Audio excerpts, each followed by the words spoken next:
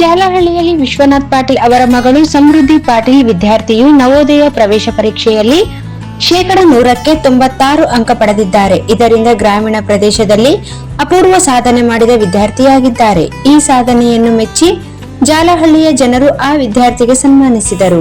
Venugopal Nayak KPCC ಸದಸ್ಯರು, ಧನ್ ಸಿಂಗ್ ಮುಖ್ಯಗುರುಗಳು Horatti, Shivanagouda JDS ಮುಖಂಡರು, ಗುರುರಾಜ್ ತೋಟದ್, ರಂಗನಾಥ್ ತ್ಯಾಪ್ಲಿ, ಚೆನ್ನಪ್ಪ ಗೌಡ ಮಾಲಿಪಾಟೀಲ್, ನರಸಣ್ಣ ಡೆಂಗಿ, ರಂಗಣ್ಣ ಯುವ ಕಾರ್ಯಕರ್ತರು, ಮಲ್ಲಣ್ಣ ಸಾಹೂಕರ್, ರಂಗಪ್ಪ ಹೊಸಮನಿ, ಉದಯ್ ಕುಮಾರ್ ಶಿಕ್ಷಕರು, Shivanagouda police Patil, Mallu Chittalakunti, Durgappa Chapati, Umesh police, Srishaila police, Ayyappa police, Rajasthan Seth, Ramesh Bagur, Yallappa ಇನ್ನೂ ಅನೇಕ ನಾಯಕರು ಬಂದು ಸನ್ಮಾನಿಸಿ ಗೌರವಿಸಿದರು. ಇದೇ ರೀತಿ ಇನ್ನೂ ಹಲವಾರು ಮಕ್ಕಳು ಸಾಧನೆ ಮಾಡಲೆಂದು ಮಂಜುನಾಥ್ ಪಾಟೀಲ್ ಮಾತನಾಡಿ ಹೇಳಿದರು. ಅವರ ಜೊತೆಗೆ ಸಮೃದ್ಧಿ ಪಾಟೀಲ್ ಈ ದಿನ ನಾವು ನವೋದಯ ಪ್ರವೇಶ ಪರೀಕ್ಷೆಯಲ್ಲಿ ಉತ್ತಮ ಸಾಧನೆ ಮಾಡಬೇಕಾದರೆ ನನ್ನ ತಂದೆ ವಿಶ್ವನಾಥ್ ಪಾಟೀಲ್ ಮತ್ತು ನನ್ನ ದೊಡ್ಡಪ್ಪನಾದ ಮಂಜುನಾಥ್ ಪಾಟೀಲ್ ಓದುವುದಕ್ಕೆ ಬೇಕಾದ ಸೌಲಭ್ಯಗಳನ್ನು ಕಲ್ಪಿಸಿಕೊಟ್ಟರು.